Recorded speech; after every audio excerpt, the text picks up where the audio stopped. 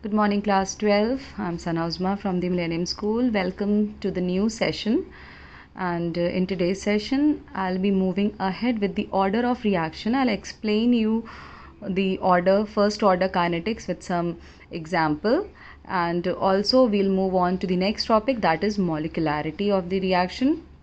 So, before I begin with the numerical, I have a definition in the form of question here. The question is to define order.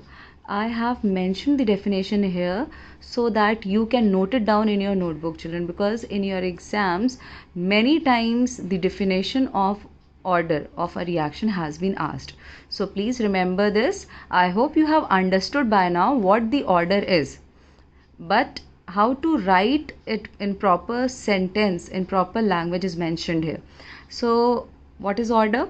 Order of a reaction is defined as the sum of the powers.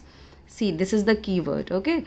Sum of the power of concentration terms, okay, involved in rate law expression. So basically these three key words should come in your definition. How do we find the order of a reaction? By summing up the power of the concentration terms which are involved in rate law expression. This is how we define the order of a reaction. For example, if the rate law is like this, K A raised to the power 1 and B raised to the power 2. What will be the order of reaction? The order of reaction will be 3. We are summing up the powers here. Okay, and this is what? This is the rate law expression. So please remember this definition and with these key points that I told you. Now I'm coming to a question from NCERT. Show that in a first order reaction, time required for completion of 99% is 10 times of half-life, T half of the reaction. So we have to deal with the kinetics of first order. And you must be knowing that the value of K for first order reaction is this. The expression is mentioned here. And T half is 0.693 upon K. So these two expressions will be used in this question. So you can pause the video here and you can try the numerical on your own also. Otherwise, if you feel it is difficult, you can follow the steps that I am going to tell you. So again, reading the question for you. You have to prove that the time taken for the completion of 99.9% of a first order reaction is 10 times of its half-life. So we have to write down the expression for half-life and for normal this K. So K is equal to 2.303 upon T log of A naught upon AT, whereas A naught is initial concentration and AT is final concentration. Leftover concentration. Okay. So if the reaction is 99.9% completed, the initial is 100% and the leftover will be 100 minus 99.9, that is 0.1, right? So I have mentioned the value of A naught upon AT in the second expression. On solving this, you will get 100 upon 0.1. Fine. So this is equation 1. Now equation 2 can be written as K equals to 0.693 upon T half. Now from this expression, you can substitute the value of K in equation 1. And remember children, K is a constant for a particular reaction. K remains constant. Okay. So whichever way you are getting the value of K, it will not change for a particular reaction. So you can substitute the value of K from equation 2 to equation 1, as I have done here, substituting the value of K from equation 2 in equation 1. You can see here I have substituted the value of K. Now we have an expression like this. On solving this further, you will get T upon T half is equal to 2.303 upon 0.693 into 3y, because one thing I would like to tell you here, log 10 raised to the power n, where the base is 10, is equal to n. So here you can see that it is mentioned log 10 raised to the power 3. If nothing is mentioned here, means the base is 10. Okay, log 10 raised to the power 3 will be equal to 3. So I have mentioned 3 here. On solving this, you'll get t upon t half equals to 9.99 something. So you can write directly as 10.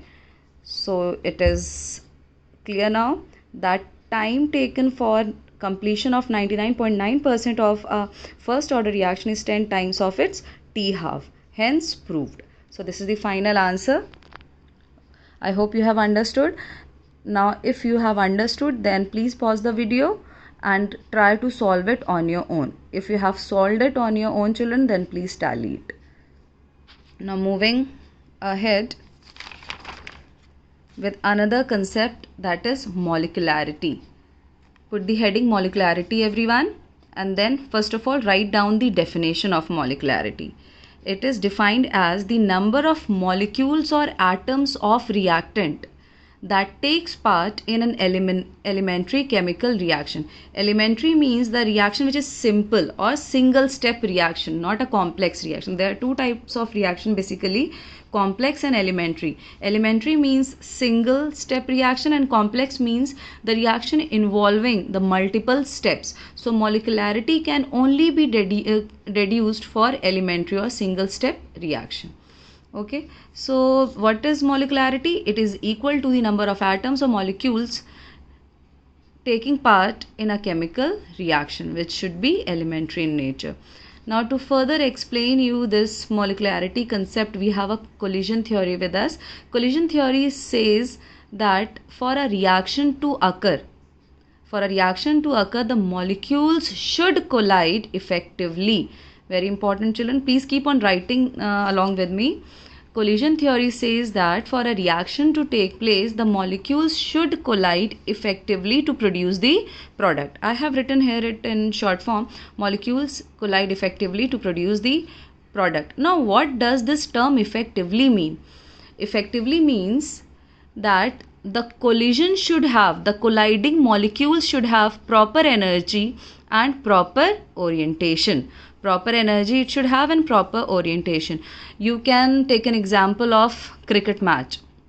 Now every ball that comes to the cricketer is not a sixer. That means the ball which strikes the bat with a proper energy and proper orientation gives a good shot. Similarly, when the molecules are colliding with each other, all the collisions are not effective. The molecules which collide with proper energy and proper orientation can only lead to the formation of product. I hope it is clear. So when many reactant molecules are coming together to collide and form the product, only the effective collisions or only the molecules which are colliding effectively will lead to the formation of product. So all the collisions are not fruitful. Okay, so I have mentioned the points here. All the collisions are not fruitful, and it holds, this molecularity concepts hold only for elementary reaction and not for complex reaction. Children, keep on writing down these points along with me because I have not mentioned everything here. There are certain important points that I speak out. So please keep on writing while watching the video.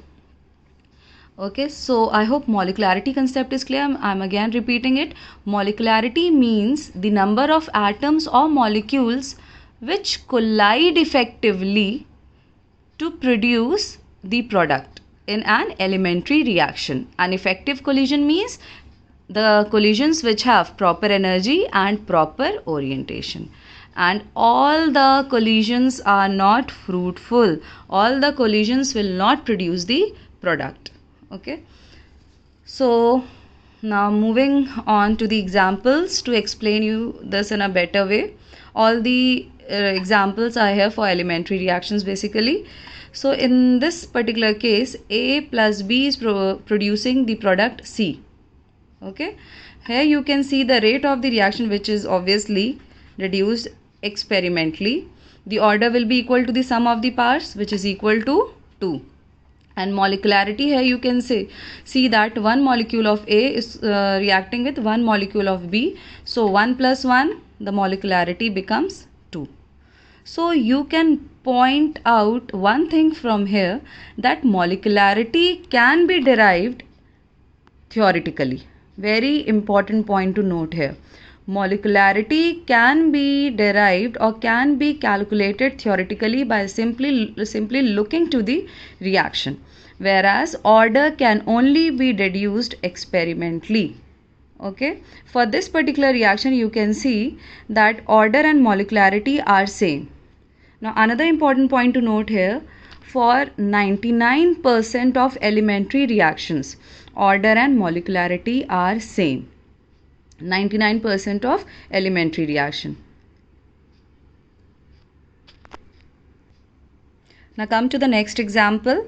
Next example is NH4NO2 produces N2 plus 2H2O. This is again an example of elementary reaction, and the rate of reaction directly depends upon the reactant concentration. So the this order of the reaction is 1, and molecularity will also be 1 since only one molecule of ammonium nitrate is participating in the reaction. So this is a unimolecular elementary reaction. So again you can see that molecularity and order both are same, and again you can see here this is experimentally derived whereas this is theoretical.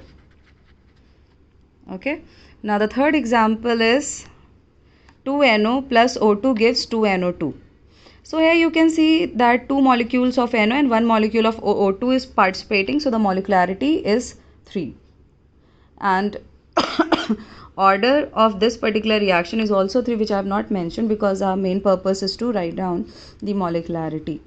So these are the simple examples of elementary reaction where you can see that order and molecularity are mentioned. Again repeating, order can only be calculated experimentally, whereas molecularity can be written by simply looking to the reaction. You can find out the number of molecules which are taking part in a chemical reaction.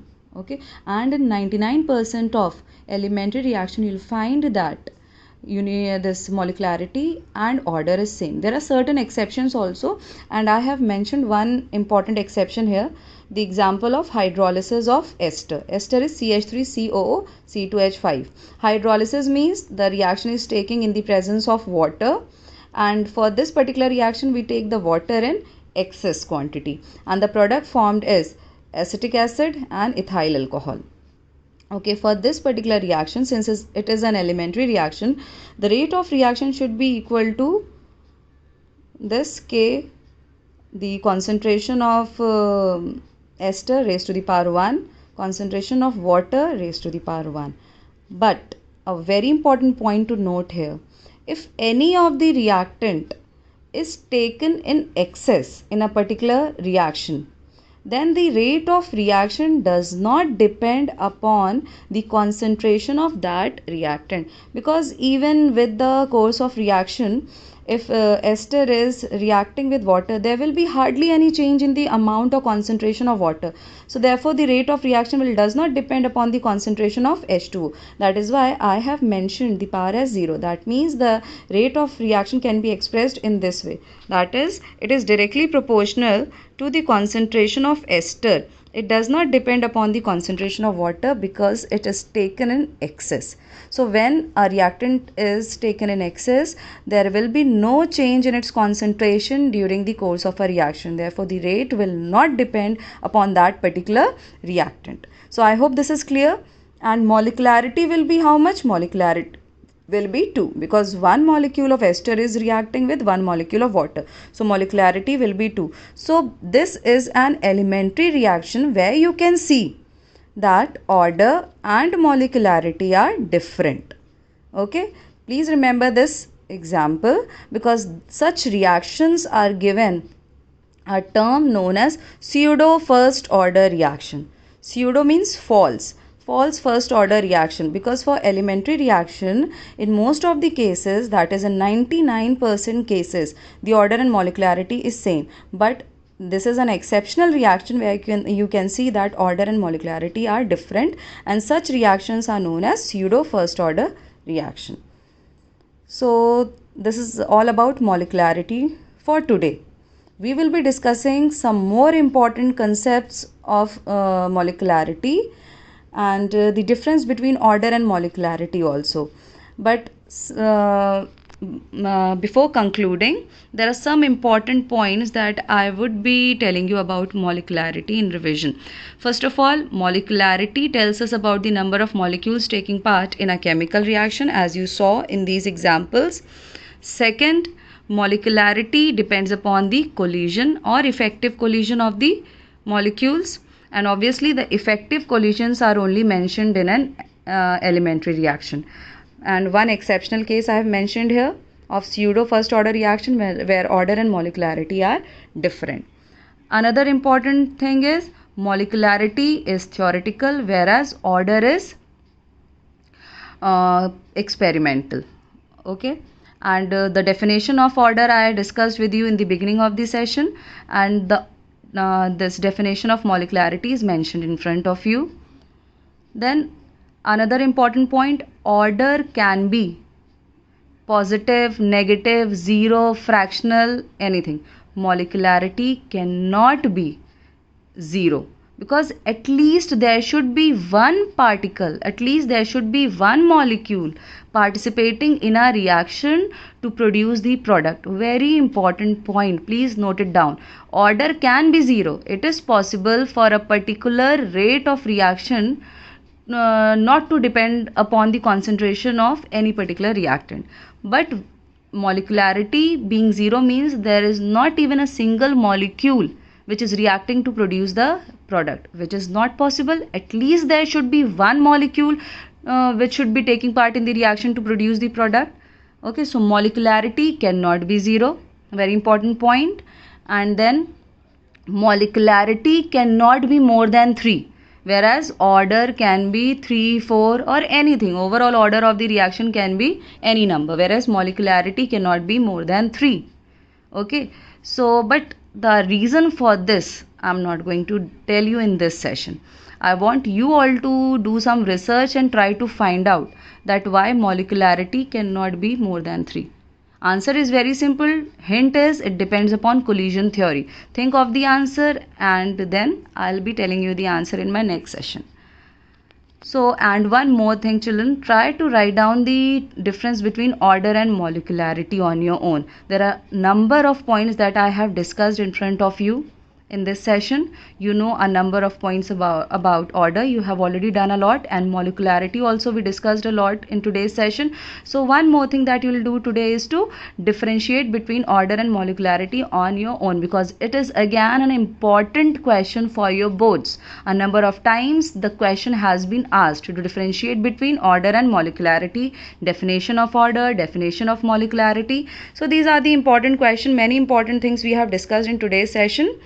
And children, practice this numerical also on your own, and I'll be sending you some more numericals for practice.